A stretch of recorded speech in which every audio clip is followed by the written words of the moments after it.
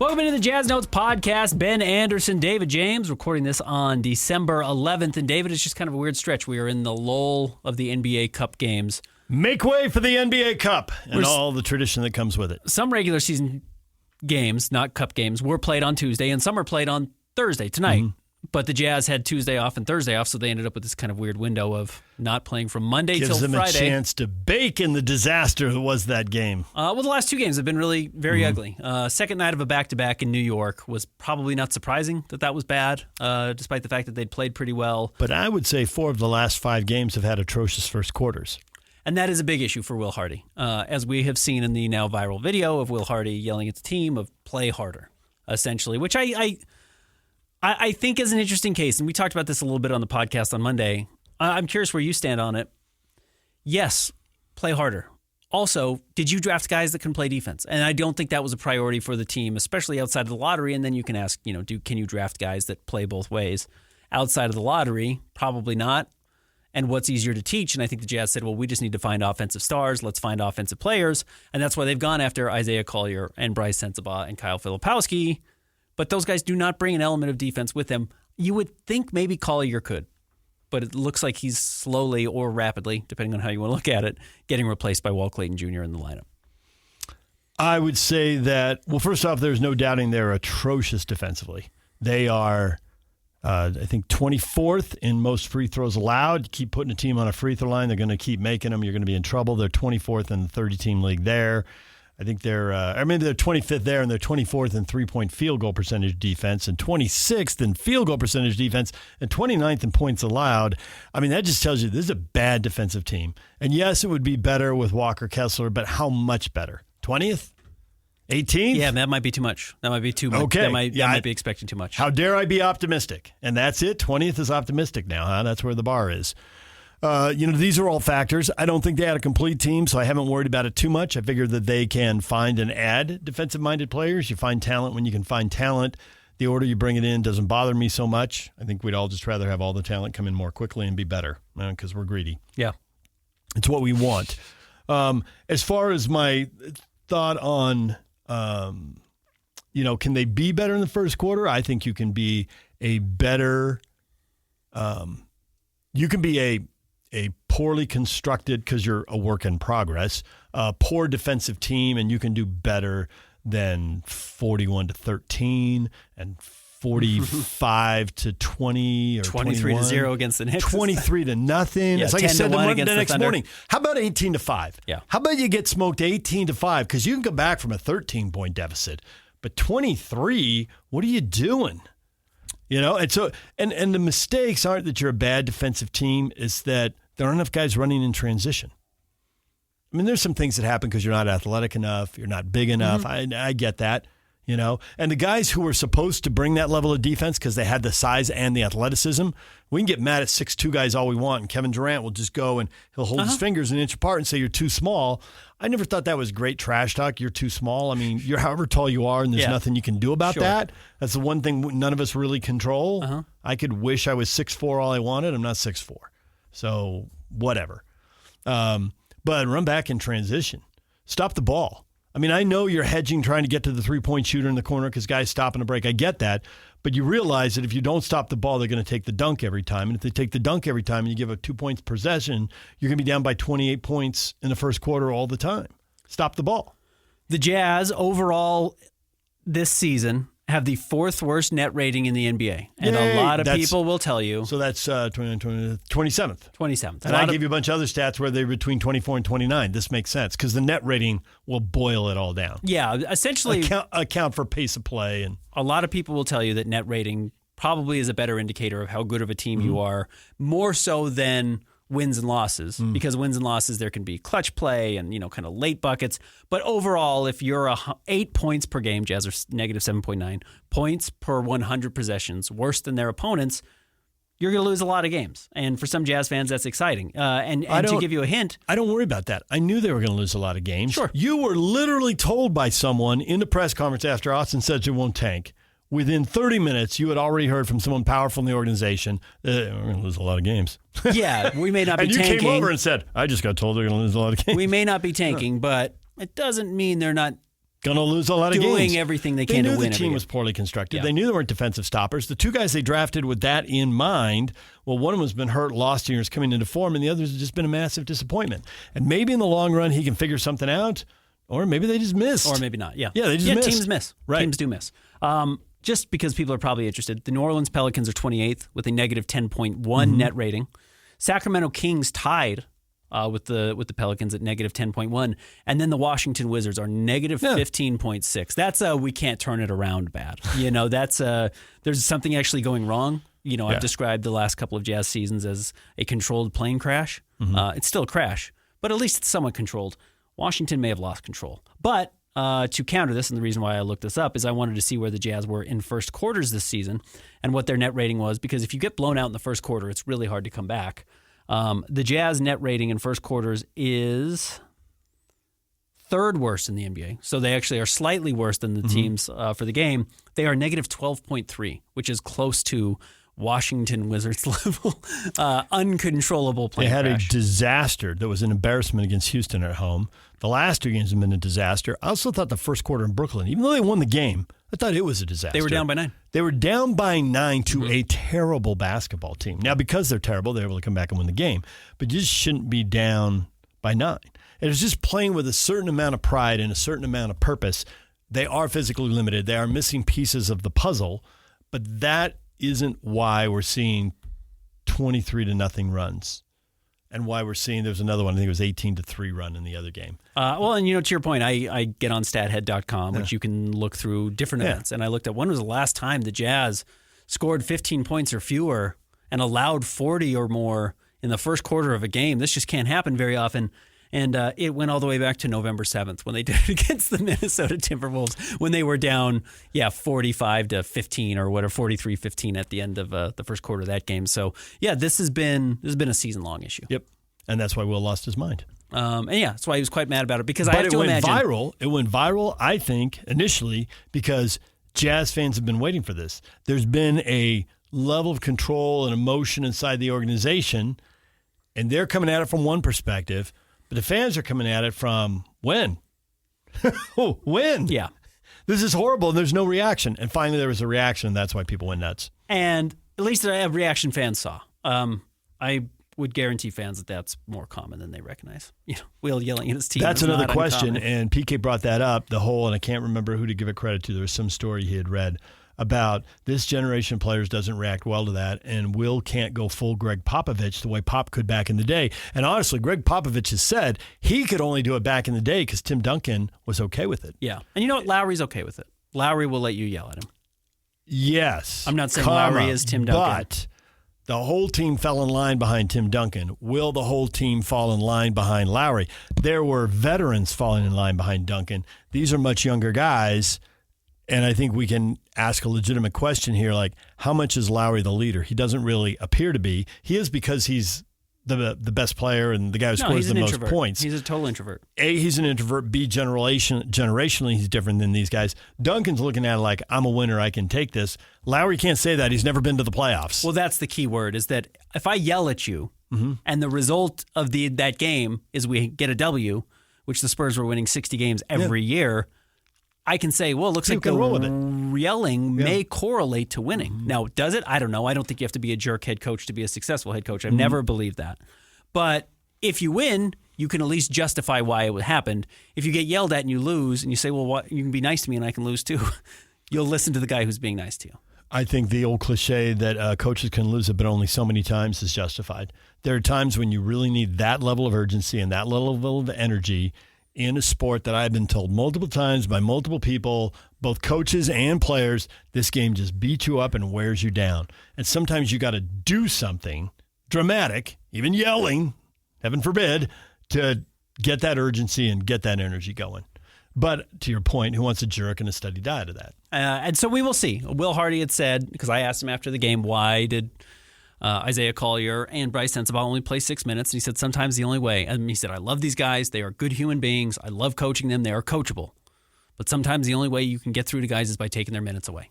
He said that's minutes. True story. Minutes are what guys recognize. And if they're not getting minutes, Yeah, they can't the make money. coin of the realm. Yeah. The coin of the realm. You can't get your stats without your minutes, and lots of guys get paid on stats. So they recognize that's coming, and we have seen the immersion of Walt Clayton Jr.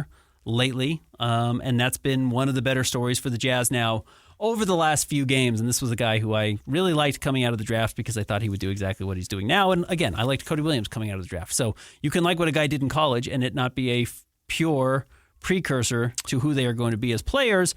But I do think finding another guy in this stretch for the Jazz, where even against the Thunder, where the Jazz were basically non-competitive, Walt Clayton did have 20 points and 9 assists and is looking like a piece of the puzzle. Because you know what he does do? He does play both ends of the floor. He does try defensively. The problem with the 29, well, he has to, right? You're the later pick. You know you're undersized. You know what the whole league is saying.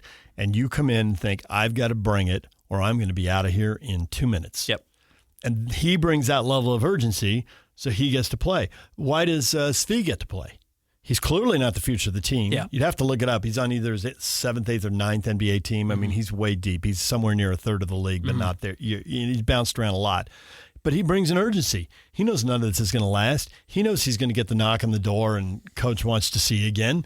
So he's going to max out whatever he can get. And to his credit, and PK and I have talked about it for years, if you can play 10 years in the NBA, I don't really care how much you played or how many teams you played on. There is a knack to stand on a roster for 10 years. Huge. In a league where, you got the 500 best players. Well, probably not. There's probably some guys in Europe who could do it. But you got 500 players in the best league in the world, and you got like 500 of the top 600 players in the world. So to stay in that group, you're doing something. You are. And this should be encouraging for Jazz fans. Again, you've got to start to fill out this core, and I think we can probably agree that Keontae looks like he's going to be a part of it. Ace is a huge part of it. Now, Ace has also hit a lull over his last 3 games since we last talked. We have not seen Ace taking steps forward. That's being a rookie in the NBA. But to that same point, while Ace has dropped down, while Clayton has started to step up a little bit more. So they have some pieces, yeah, but the pieces don't all fit together. And when you're short on talent and short on pieces like this, the only way to make up for it is with effort. And really C effort will get them beaten and embarrassed a lot. So on the nights they come out with less than that, they really need A effort. And even then it depends on who the opponent is. And that's the other big part of this that I think Oklahoma is City interesting. is miles better than that. And so are the Knicks. Miles. Yeah, it doesn't matter what the Jazz do. The Jazz could have played an A+ game against both of those teams and probably lost. An A+ game in the Jazz's books. You can probably beat some teams like Houston when Houston plays a C- game like they did on Monday night in Salt Lake City last week, and you will beat them when you play one of your better games than I thought the Jazz did. But if the Jazz don't have an A+ game, or if they're missing bodies beyond Walker Kessler and Lowry didn't play in this last game, they really are not going to stand a chance. That whole Houston thing, that was Star Wars, the Star Wars gif. It's a trap. Yeah. Houston had to play here 2 nights in a row. The first game was an afternoon game, but they played 2 days in a row, and the first game was a blowout. They're not bringing the same level of energy. Meanwhile, the Jazz are humiliated. They're bringing whatever they got, as much as they got, and then they play well and shoot well on top of that, and they're able to eke out a win. I have been asked to shift quickly before we wrap this up. There's just not a lot of basketball going on right now for the Utah Jazz, so this isn't going to be our longest podcast. I've had 3 separate people ask me, and 2 of them happened within 4 minutes of each other. It was really funny because they weren't in the same room. One was on text and one was in the same room. Said, why is Oklahoma City so much better than everybody else? And I actually don't know if it's particularly difficult. And it does go back to where we are with the Utah Jazz. And can you teach guys to play defense, or do you just have to invest in guys who play defense? And that's what they come into with the identity. They come into the NBA with the identity of. And the same way, I think the Warriors just said, we're going to shoot. And basically all of our guys are going to shoot. And the one guy who isn't is Draymond Green, but Draymond's going to be able to spread the floor with his passing and his basketball IQ, and he's just so unique. But the rest of it is purely about shooters and spacing, and you've basically got to be able to do that. And look, there are exceptions to that. Andrew Bogut didn't shoot. Sean Livingston didn't shoot. They had guys that were not pure shooters that played, but their identity was based around space. And if you don't space the floor, you can't play. And I just kind of feel like the Thunder have decided, well, all of our guys are going to play both sides of the floor, and if they don't, we don't have interest in them. We're not even going to bring them into. I don't want to say poison the well, but why muddy the water? If we know you're not going to play because you don't play both ends of the floor, why would we waste any time with you? Like, if you don't hit this bare minimum, we're not going to give you a chance. And when you do get a guy like that in Josh Giddey, they trade him for Alex Caruso, who is notorious for playing both ends of the floor. Notorious? Notorious usually means bad. Al Capone was notorious. Famous for playing both ends of the floor, has built an identity and has carved out a long NBA career for playing both ends of the floor. So is that the next obvious progression in the NBA where everybody's looking for 5 guys who play both sides of the floor? I think most teams want that. But I think teams, it's a question of how willing are you to compromise on it. There's also this notion among NBA executives, like, show me that a guy has one awesome skill. Don't show me he has an all-around. What does he do at a really high level? What's his superpower, as Will would say, right?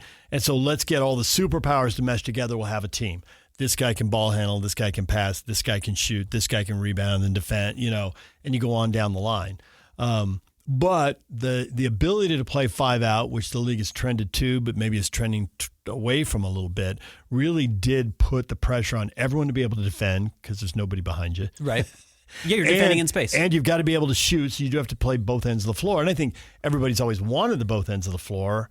I would think, without having, done a deep dive on this, that they prioritized what they wanted, but they've also been unusually accurate in getting what they were aiming for. Yes, they have. No question they've drafted extraordinarily well. Yes. And they've had some misses, and when those guys miss, they get rid of them. They don't really care to keep them around. And the nice thing they've had, which the Jazz do have, is they had a lot of cracks at the bat, right? They got a lot of bites at the apple to do this. So when they do miss on an Usman Jang or Pokashevsky, like, they just ship them out. Or a Trey Mann, they're just like, fine, just go away. We don't care because we've got the next guy coming in behind you. And if you hit on enough of those guys, Case and Wallace, we've got Jalen our pick. Williams. We might have the Clippers pick. We might have the Jazz pick. Right, and another one. They're going to get multiple bites at the apple again this year. Yeah, and then you just pick the best one of that. And I do think that, probably just needs to be the mindset that the Jazz have going forward. And B, it's the one that I think Jazz fans need to recognize. That, like, if Cody fails, it's fine. Cody fails. Cody Williams, I'm talking about. The Jazz have drafted people who I think can stay in the league. I think they've drafted NBA players. They've drafted role players. Maybe some of them are fringe role players, some role players. But they just don't have stars. Oklahoma City has a guy who's top 10 in the league. The Jazz do not. They have another guy who's probably between 10 and 20, and the Jazz do not. And they have another guy who's top 50. Okay, the Jazz have a top 50 guy. Yeah. But it just... And then they have a lot of guys who are must be between 50 and 150.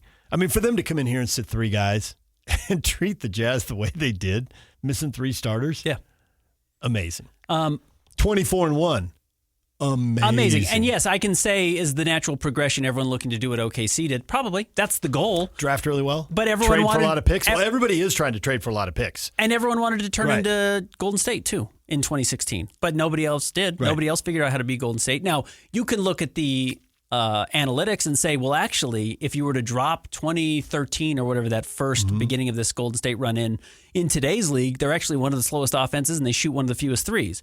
We have achieved the goal of turning every team into Golden State. That doesn't mean everyone can have the same success. And if you're not ahead of the curve, it doesn't matter. Right? One winner. Yeah, and you've got to be that far ahead of the curve. And if you are trying to catch up to the team that's winning the title, you're probably not going to get there by the time that the goalposts have moved. So what is the next progression? How does the league evolve to something else is the question. Yeah. And if you knew, you'd be a trillionaire. You'd be Sam Presti. You'd be running the Oklahoma City Thunder. And so in 2030, we'll be sitting here. So-and-so really cracked the code. Yeah. And part of it is getting amazing players, and maybe it's the Spurs because they've drafted 1, 2, and 4, and they've hit in the lottery 3 times. Then that certainly helps. Yeah, and maybe the next progression is, do you have the biggest player on the floor? Mm-hmm. And they do in Victor Wembanyama, and that really helps. And you know what? The league does not want these teams to stay together for very long. So as much as the Thunder have this, and they've got all these young picks, it's contingent on them continuing to hit on young picks. It is. And then those young picks being able to step in and contribute right away, because while we think, man, Jalen Williams came out of nowhere, he did have 3 years before he had to become good enough to win a title. You can't hit that reset button now and say, well, Shea, wait 3 years and you'll win your next title. He's going to be 31 at that point or whatever he is, and all of a sudden those windows start to close really quickly. So while there probably are some fans who look around and say, oh, this is going to be forever, this team's going to be a top of the NBA, it's just not how the league works anymore. I believe that. But it could be that they're a top for 2 or 3 years. Yeah, they should be good. Hey, Golden State's still dangerous. I mean, Golden State won a title a couple of years ago. You can stay dangerous well beyond your prime. And the Thunder will certainly do that. All right, DJ. Not a lot of basketball. Jazz play the Memphis Grizzlies on Friday night. They're back on Monday night against the Dallas Mavericks. Chandler and I will talk about the Grizzlies game, get you ready for that week. DJ and I will be back next Thursday before a holiday hiatus. We're not recording Christmas. No. I'm giving you Christmas off. Thank you. I'm not coming in either. Okay. What are we doing about New Year's? We'll have a meeting. We'll figure it out. We'll figure it out. Okay. No one cares now. And whatever we say, people won't remember. Well, there's that. Okay, more Jazz Notes podcast coming up on Monday. Find us on Twitter at DavidDJJames. Ben's Hoops. Read us at KSLSports.com. We'll be back with you next week.